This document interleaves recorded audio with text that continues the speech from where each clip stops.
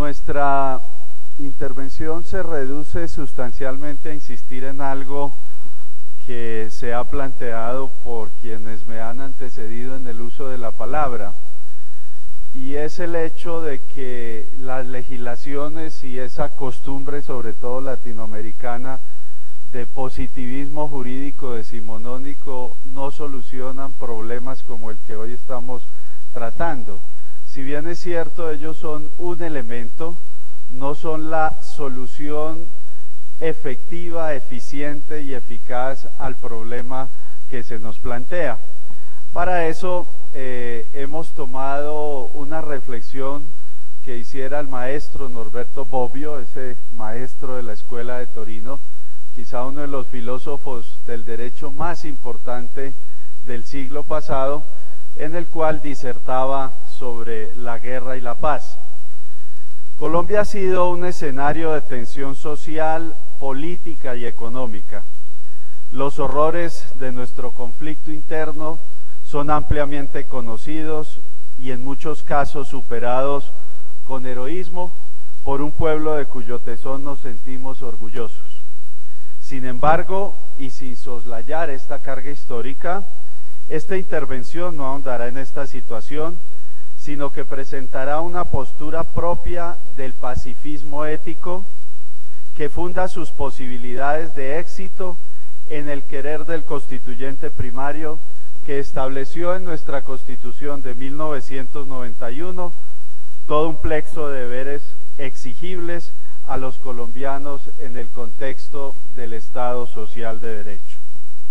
En efecto, considero que la paz, la concordia y la armonía que conducen a la felicidad de los colombianos va más allá de las estrategias y competencias institucionales establecidas para regular el porte de armas, puesto que necesariamente esta característica del Estado solo se aproxima a la realidad cotidiana si sus destinatarios se comprometen de manera decidida.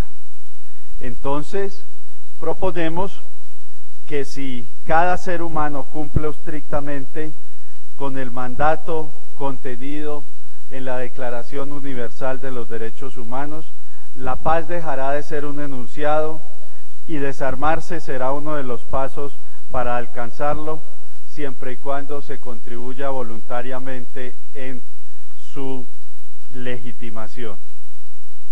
Esta experiencia jurídica en potencia es lo que espero quede en los anales de este foro internacional de armas ligeras y pequeñas.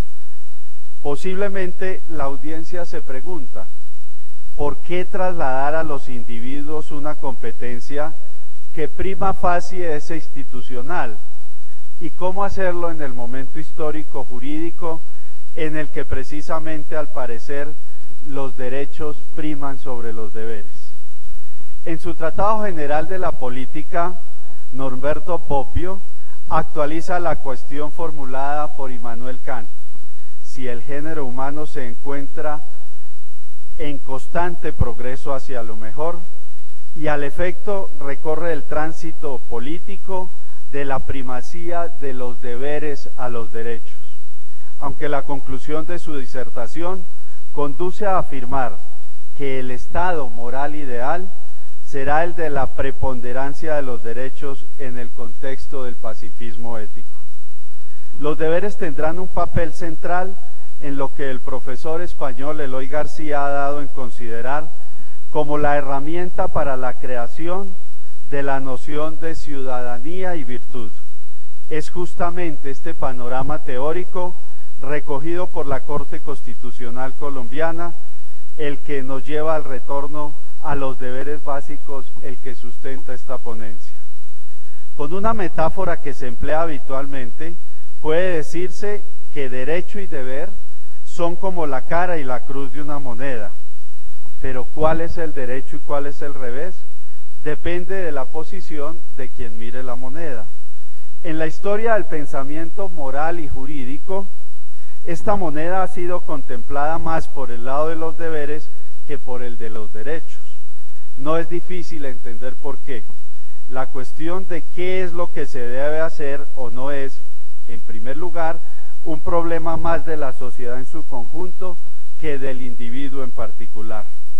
Los códigos morales y jurídicos suelen establecerse originariamente más para salvaguardar al grupo social en su conjunto que a sus miembros particulares.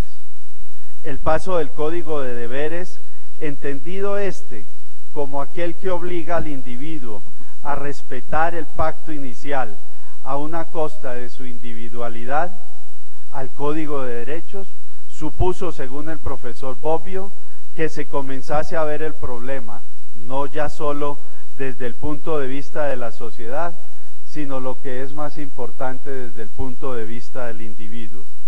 Y hace hincapié en que, abro comillas, desde su primera aparición en el pensamiento político del siglo XVI y del XVII, la doctrina de los derechos del hombre ha recorrido un largo camino entre oposiciones, refutaciones y limitaciones. Aunque no se ha alcanzado la meta final, una sociedad de libres e iguales, se han recorrido diferentes etapas a las que no se podrá regresar fácilmente. Cierro comillas. Llama la atención, dice el profesor Bobbio, sobre un punto central para la defensa de la propuesta, cuando se afirma: respecto de las grandes aspiraciones del hombre, ya vamos con excesivo retraso.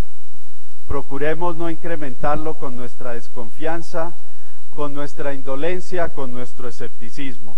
No tenemos tiempo que perder. La historia, como siempre, mantiene su ambigüedad, moviéndose en dos direcciones opuestas: hacia la paz o hacia la guerra, hacia la libertad o hacia la opresión. El camino de la paz y de la libertad pasa ciertamente por el reconocimiento y la protección de los derechos del hombre. Los derechos, la paz y la justicia social están entreverados a tal punto que la suma necesaria para dar a cada habitante del mundo agua, alimentación, educación, medicina y vivienda se estimaba en ese entonces en 16.000 millones de dólares. Sin duda es enorme, en 117.000 millones de dólares. Sin duda es enorme, pero no más de lo que el mundo gasta en armas cada 15 días. De nuevo, puesto que las armas solo sirven para la guerra o para mantener un estado bélico potencial, debemos concluir que la guerra es el obstáculo principal para la solución de lo que antes he dado en llamar el problema definitivo que deberá afrontar la humanidad en un futuro próximo: la realización de la vida en condiciones de dignidad. Estas aspiraciones de perfeccionar al hombre como fin en sí mismo es una idea kantiana que recorre Dworkin en uno de sus últimos libros sobre la democracia política, y que nos plantea que si el ser humano es un fin en sí mismo, tendrá la capacidad de ser más ser humano en cuanto tenga la absoluta conciencia y la capacidad de entender que él trasciende en el servicio del otro. Es decir, traslada esa definición de dignidad individual a una definición de dignidad mucho más colectiva. La pregunta no será ¿qué puede hacer la nación por ti?, como lo dijera un antiguo político norteamericano, sino ¿qué puedes hacer por la nación? Así la justicia no se jugará en el dar a cada quien lo que corresponde, sino en exigir de cada uno lo que puede hacer por los otros. El deber cívico será en consecuencia la semilla de nación para un Estado que no tiene nación. Los beneficios que representa para el individuo las relaciones conmutativas de la vida en sociedad deben ser compensados por a fin de mejorar las condiciones materiales y espirituales de la convivencia social. La filosofía moral que subyace al ordenamiento jurídico emerge con fuerza normativa vinculante cuando la Constitución faculta a las autoridades para exigir del individuo la superación de su egoísmo mediante el cumplimiento de sus deberes y obligaciones. La política de desarme con respecto a la guerra tiene la misma naturaleza que el prohibicionismo con respecto a la lucha contra la embriaguez. Ha tenido poco éxito. Los medios de destrucción a disposición del hombre no solo no han sido eliminados, no solo no han disminuido, sino que están aumentando en una progresión cada vez más rápida. Se puede discutir sobre si el hombre se halla en constante progreso hacia lo mejor en las costumbres, la moralidad, la sabiduría, pero está fuera de discusión el progreso continuo. El desarme voluntario, aquel que se realiza en ejercicio del derecho a la libertad, sin imposiciones institucionales, tal como se anunció en el título de esta ponencia, es una expresión del cumplimiento del deber cívico de propender por el logro y mantenimiento de la paz, y en esa medida es una contribución del sujeto de derechos a la construcción de Estado.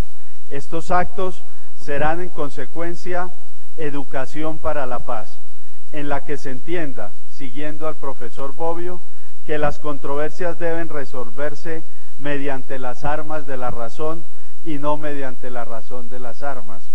Esta propuesta en nuestro ámbito colombiano, con esto termino, presidente, tiene una realización práctica y demostrable.